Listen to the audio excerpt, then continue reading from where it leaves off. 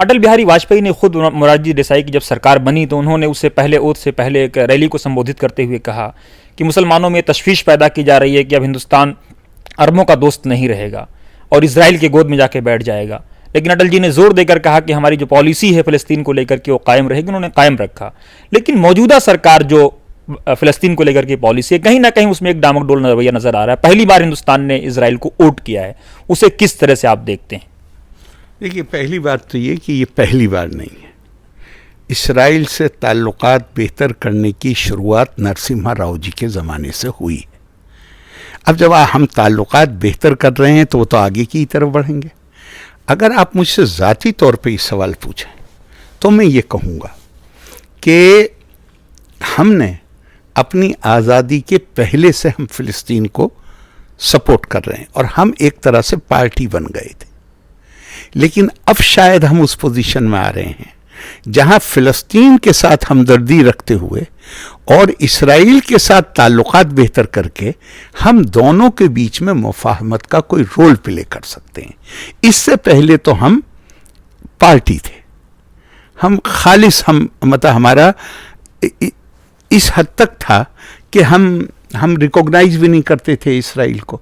तो मेरे ख्याल से हिंदुस्तान जैसा बड़ा मुल्क दुनिया में वो एक, फिर आप दूसरी चीज़ पर नज़र डालिए, जिन अरब मुल्कों के ताल्लुकात नहीं है इसराइल से, उनके बारे में भी रोज़ खबरें छपती हैं कि सिफारती ताल्लुकात नहीं हैं, लेकिन कितने नज़दीक के ताल्लुकात हो गए हैं, अंदरूनी ताल्लुकात हो गए हैं।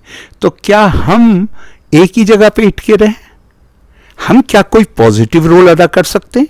पॉजिटिव रोल हम तब अदा कर सकते हैं जब एक पार्टी के साथ हमारी हमदर्दी है, दूसरी पार्टी के साथ हमारे ताल्लुकात बेहतर होने चाहिए। तो दुनिया आगे की तरफ बढ़ती है। एक जगह इटके रहने का नाम, अगर दुनिया में कोई चीज़ सबात एक तगय्युर को है ज़माने में, उसके अलावा किसी चीज़ को सबात नहीं। आरिफ साहब, इसी तरह से भारत हमेशा से कहता रहा है कि आतंकवाद और बातचीत साथ नहीं चल सकती है। पाकिस्तान कहता है कि बातचीत करिए, बातचीत से समस्या का समाधान निकालिए। अटल बिहारी वाजपेयी ने काफ़ी पेशरफ्त की थी। इस फॉरेन पॉलिसी को आप किस तरह से देखते हैं? देखिए, हम आतंकवाद का शिकार पिछले 40 साल, एक मायूसी पैदा हो गई थी लोगों के ज़हन में। क्यों? क्योंकि ये कहा जाता था, जो काफ़ी हद तक सही है, कि ये स्टेट एक्टर्स नहीं हैं, ये तो जो ये ऑर्गेनाइजेशंस हैं ये तो प्राइवेट लोगों की जमातें हैं। तो अब इस पर स्टेट प्राइवेट लोगों के ज़रिए फैलाया जा रहा आतंकवाद, अब उसमें स्टेट कैसे एक्शन ले? और ये बात सब पे जाहिर थी कि इन प्राइवेट ऑर्गेनाइजेशंस को, इन एनजीओस को ज़ियाउल हक, प्रेसिडेंट ज़ियाउल हक की उस पॉलिसी के तहत कि अब मैदान, जंग के मैदान, बांग्लादेश के बाद उनकी बात समझ में आ गई थी कि अब जंग के मैदान में कोशिश करना बेकार है, हम मुकाबला नहीं कर सकते। तो उनका बड़ा मशहूर जुमला है कि हिंदुस्तान के 1000 ज़ख्म लगाने ताकि इतनी ब्लीडिंग हो, इतना खून बहे कि हिंदुस्तान कमज़ोर होकर रह जाए, अंदर ही उलझ जाए, इंटरनल 1000 इंजरीज, तो जख्म। तो अब ये चीज कब तक बर्दाश्त की जाए? एक सिलो वॉर है। आपके उन लोगों को यूनाइटेड नेशंस ने भी टेररिस्ट डिक्लेयर कर दिया है। आपकी सोसाइटी में खुद तैयार हमारे लिए किए गए थे वो लोग, लेकिन खुद आपकी सोसाइटी में उन्होंने हंगामा बर्पा कर रखा है। कोई जुमा ऐसा नहीं गुजरता जिसमें किसी न किसी मस्जिद में कहीं ना कहीं बम न गिराए जाते हों। तो फिर पाकिस्तान हुकूमत के ऊपर ये दबाव डालना कि इन लोगों को डिसआर्म करो, मैं समझता हूँ हिंदुस्तान को नहीं, अकेले पूरी दुनिया को दबाव डालना चाहिए। और मेरा ख्याल है कि ये जो हिंदुस्तान की लाइन है, तकरीबन यही लाइन अब बहुत उन मुल्कों की हो रही है जो पाकिस्तान के बहुत दोस्त थे, फंड देते थे पाकिस्तान को। अभी आपने हाल में देखा, मैं नाम नहीं लूंगा, मैं नाम नहीं लूंगा, लेकिन पाकिस्तान में जो वादा करके गए वो वो मुकर गए। अपने मुल्क में वापस पहुंच के उन्होंने कहा कि नहीं भैया 3 महीने में पेमेंट करना पड़ेगा तेल का। बिल्कुल। दूसरे मुल्क तो आज अकेला हिंदुस्तान नहीं है जो ये कह रहा है कि इस टेररिज्म को पहले खत्म करो। तो अब जब दुनिया कहने लगी कि पहले टेररिज्म को खत्म करो तब हम तुम्हें फंड देंगे, तो हमें भी ये कहने का हक हासिल है। हम तो उसके शिकार हैं टेररिज्म के।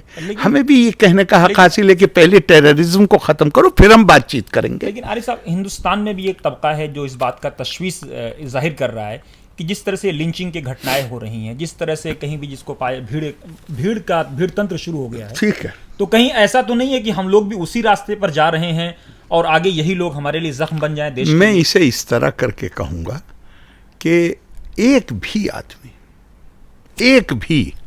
आप तो ज्यादा की बात कर रहे हैं, एक भी मासूम शख्स की जान, मासूम उसे कहते हैं कि जिसने कोई जुर्म नहीं किया है ऐसा कि जिसका सजा हो, और सजा देने का हक अदालतों को है, किसी प्राइवेट इंडिविजुअल को नहीं। अगर जुर्म भी किया है तो वो भी तो रूल ऑफ लॉ सोसाइटी में आप अपने सामने अगर कत्ल होता हुआ देखें, कत्ल की सजा मौत है, आप उस आदमी को मार नहीं सकते, आपको उसे अदालत में ले जाना पड़ेगा।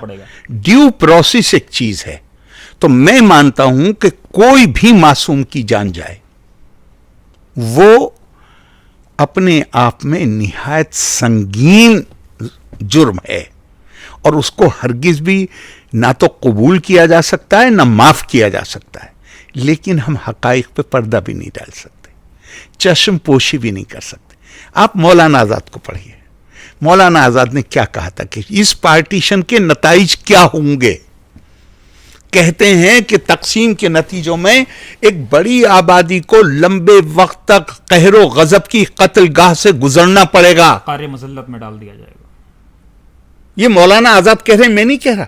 अगर आपने पिछले साल शमसुर रहमान फारूकी साहब का आर्टिकल जो इंडियन एक्सप्रेस में छपा था वो अगर पढ़ा हो, ये 52 की बात है, बीजेपी की हुकूमत नहीं थी, तो वजूद में 53-54 की बात है। ये गोरखपुर के वो इंस्पेक्टर ऑफ स्कूल थे, गोरखपुर में एक स्कूल के मुआयने में पहुंचे, वहां ये खबर फैल गई थी कि गाय के एक बछड़े को मार दिया गया है।